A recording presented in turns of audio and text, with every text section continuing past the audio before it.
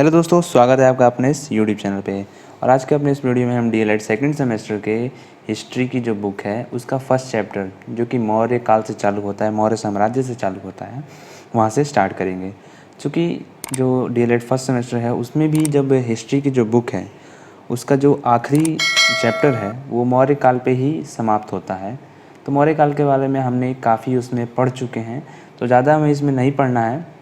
हमें उसमें सब कुछ उसमें पढ़ ही चुके हैं, बस इसमें हम शॉर्ट क्वेश्चन देखेंगे और मौर्य काल के बारे में बहुत ही महत्वपूर्ण क्वेश्चन जो आते हैं एग्ज़ाम्स में वो देखेंगे। तो आप इस वीडियो को पूरा देखिएगा, ध्यान से देखिएगा और इसको ज़्यादा से ज़्यादा शेयर कीजिएगा, वीडियो को लाइक कीजिएगा। जब वीडियो को आप शेयर करते हैं, लाइक करते हैं तो हौसला बढ़ता है और ऐसे और इंटरेस्टिंग वीडियोज़ बनाने का मन करता है। तो आप इसे ज़्यादा से ज़्यादा शेयर कीजिएगा अपने दोस्तों के बीच और चैनल को सब्सक्राइब कीजिएगा, ठीक है, ताकि आपको सारे वीडियोस की नोटिफिकेशन मिल सकें। तो चलिए शुरू करते हैं। तो अपना पहला क्वेश्चन देखते हैं। देखिए पहला क्वेश्चन है, प्रथम ऐतिहासिक सम्राट किसे माना जाता है? तो चंद्रगुप्त मौर्य जो हैं उन्हें प्रथम ऐतिहासिक सम्राट माना जाता है, जिन्होंने मौर्य वंश की स्थापना की थी, चंद्रगुप्त मौर्य ने। तो चलिए अगला क्वेश्चन देखते हैं। दूसरा क्वेश्चन है, मौर्य काल में मनोरंजन का प्रमुख साधन क्या था? तो मौर्य काल में मनोरंजन का प्रमुख साधन शिकार करना था। लोग शिकार करना मनोरंजन का साधन समझते, और भी मनोरंजन के साधन थे मगर शिकार करना प्रमुख साधन था। अगला हमारा जो क्वेश्चन है, तीसरा क्वेश्चन, वो है चंद्रगुप्त मौर्य की मृत्यु किस स्थान पे हुई थी? तो चंद्रगुप्त मौर्य की मृत्यु हुई थी श्रवणबेलगोला में, ठीक है। श्रवणबेलगोला एक जगह है जो कि कर्नाटका में है, ठीक है। वहाँ के जंगलों में सल्लेखना पद्धति, जो सल्लेखना पद्धति होती है जैन धर्म में, उसके द्वारा चंद्रगुप्त मौर्य की मृत्यु हुई थी। अब सल्लेखना पद्धति क्या होती है तो इसके बारे में आपको बता देता हूँ कि उपवास रख के, यानी कि व्रत रख के अपने आप का अपने अपने शरीर को त्याग दिया जाता है। यानी कि जो भी सल्लेखना पद्धति द्वारा मरता है वो व्रत रखता है और व्रत रख के अपने शरीर को त्याग देता है। तो ये होती है सल्लेखना पद्धति। देखिए दोस्तों, भले ही ये शॉर्ट क्वेश्चंस हैं मगर आपको इससे रिलेटेड बहुत सारी जानकारियाँ मिलेंगी, तो इस वीडियो को पूरा देखिएगा ताकि आप बहुत सारी जानकारी जो कि आपको कई किताबों में नहीं मिल पाती है वो भी आपको यहाँ पे देखने को मिलेगी। तो श्रवणबेलगोला में मृत्यु हुई थी किसके द्वारा? सल्लेखना पद्धति द्वारा। कर्नाटका में है ये, ठीक है। अगला क्वेश्चन देखते हैं, अशोक के अभिलेख किस लिपि में है? तो अशोक के अभिलेख ब्राह्मी लिपि में है, ठीक है। कौन सी लिपि में? ब्राह्मी लिपि में। ऐसे क्वेश्चंस पूछे जाते हैं दोस्तों, आप इन सब क्वेश्चंस को नोट करके रखिएगा, याद करके रखिएगा।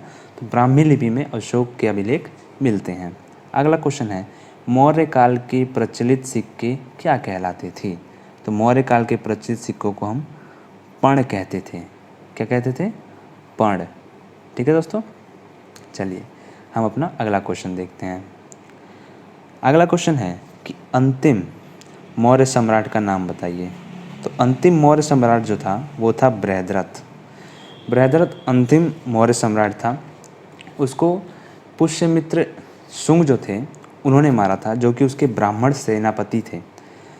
जो बृहद्रथ के ब्राह्मण सेनापति थे पुष्यमित्र शुंग, उन्होंने ही इन बृहद्रथ की हत्या की थी और बाद में पुष्यमित्र शुंग ने ही शुंग वंश की स्थापना की थी। तो इस तरह से मौर्य काल का अंत हुआ था और शुंग वंश की स्थापना हुई थी, ठीक है। अगला क्वेश्चन देखते हैं। अगला क्वेश्चन है, अशोक का राज्याभिषेक किस वर्ष हुआ था? तो अशोक का राज्याभिषेक 269 ईस्वी पूर्व हुआ था, ठीक है दोस्तों। 269 ईस्वी पूर्व 269 ईस्वी पूर्व हुआ था अशोक का राज्याभिषेक। अगला क्वेश्चन देखते हैं, चाणक्य का वास्तविक नाम क्या था? तो चाणक्य का वास्तविक नाम विष्णुगुप्त था। चलिए अगला क्वेश्चन देखते हैं।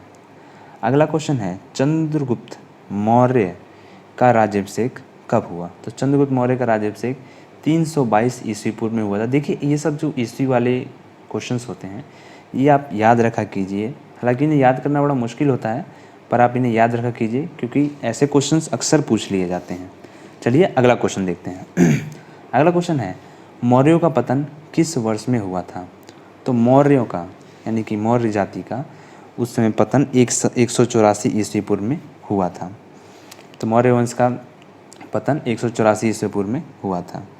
अगला क्वेश्चन देखते हैं, क्वेश्चन नंबर 11, चंद्रगुप्त मौर्य ने किस वंश की स्थापना की थी? तो मौर्य वंश की स्थापना की थी, ठीक है। अगला क्वेश्चन देखते हैं। अगला क्वेश्चन है, महापद्मनंद कौन था? तो महापद्मनंद जो थे वो नंद वंश के अंतिम सम्राट थे। तो यहाँ पे महापद्मनंद की बात कहाँ से आई? देखिए दोस्तों, जब ये मगध साम्राज्य जब आया तो सबसे पहले इस पर हर्यक वंश ने, ठीक है, हर्यक वंश ने शासक किया था। उसके बाद शिशुनाग वंश ने, उसके बाद नंद वंश ने। तो नंद वंश के जो अंतिम सम्राट थे ना वो महापद्मनंद थे, ठीक है। तो इस तरह से सीक्वेंस में चलता है, पहले हर्यक वंश, शिशुनाग वंश, नंद वंश, उसके बाद आया था मौर्य वंश, ठीक है। अगला क्वेश्चन देखते हैं। अगला क्वेश्चन है चंद्रगुप्त मौर्य और सेल्यूकस के बीच युद्ध कब हुआ था? तो 305 ईस्वी पूर्व में सेल्यूकस निकेटर के बीच और चंद्रगुप्त मौर्य के बीच युद्ध हुआ था। तो जो सेल्यूकस निकेटर था उसके और चंद्रगुप्त मौर्य के बीच जो युद्ध हुआ था उसमें सेल्यूकस निकेटर हार गया था, बहुत बुरी तरह से हार गया था। तो उसने अपनी जो पुत्री थी हेलना, जिसका नाम हेलना था, उसका विवाह चंद्रगुप्त मौर्य से कर दिया था, ठीक है।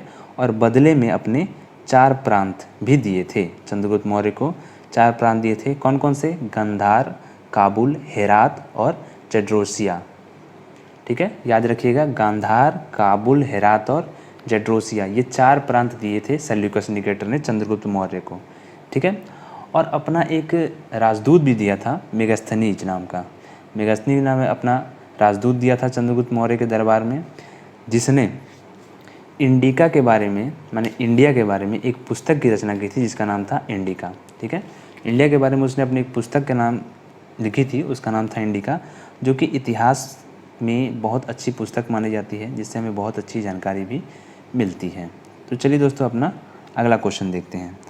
अगला क्वेश्चन है चंद्रगुप्त मौर्य के मंत्री या महामात्य का नाम लिखिए।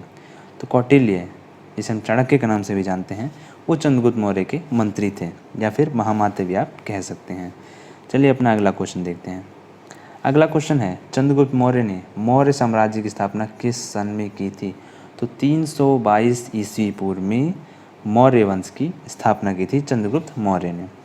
अशोक ने कलिंग विजय कब की थी? अशोक भी इसी वंश के थे, ये मौर्य वंश के ही थे अशोक भी। तो उन्होंने कलिंग विजय कब की थी? तो 261 ईस्वी पूर्व में अशोक ने कलिंग विजय की थी।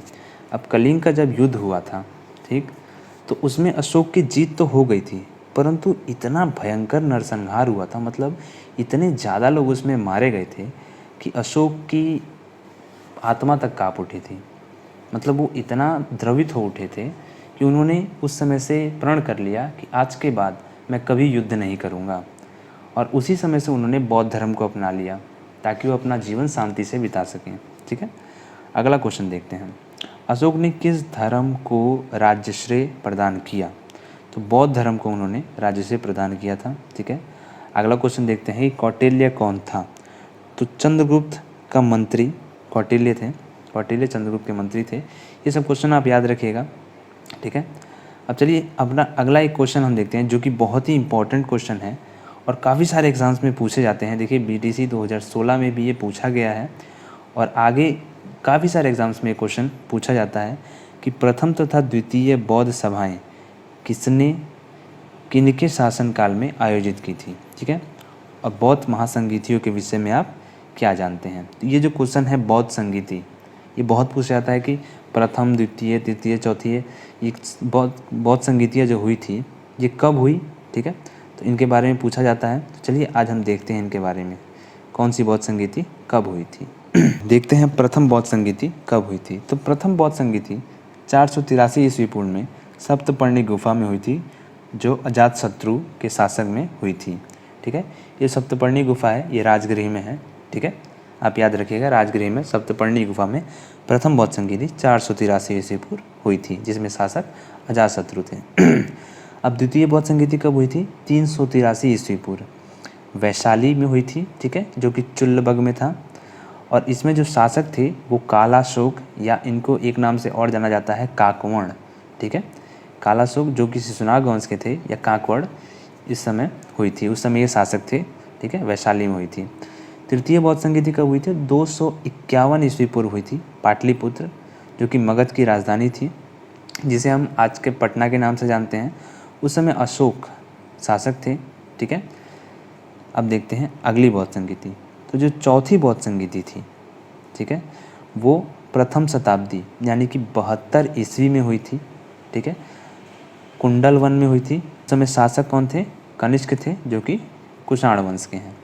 तो आपने देख लिया कि कौन सी बौद्ध संगीति कब हुई थी, प्रथम बौद्ध संगीति। और ये सारी बौद्ध संगीति, समय, स्थान और शासक जो हैं ये आप याद रखिएगा, क्योंकि ये बहुत ही इंपॉर्टेंट है, इसमें से कुछ भी पूछा जा सकता है।